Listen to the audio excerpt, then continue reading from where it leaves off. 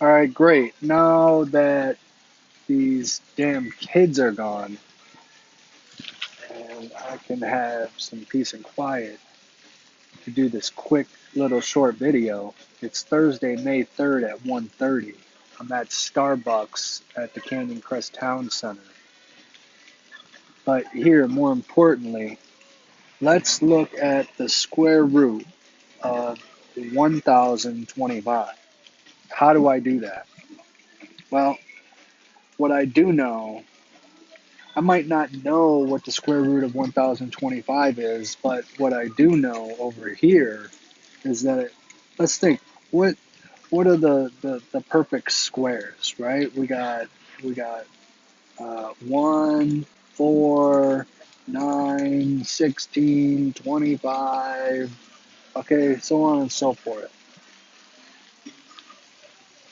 So now that I know that, I know I need to get 25 or one of these other squares into the mix here.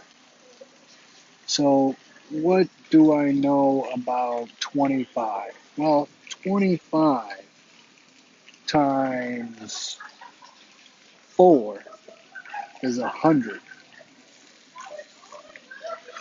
Now, 25 times 40 is 1,000. So I'm getting close here. So if I'm 25 short, so 25 times 41 is 1,025.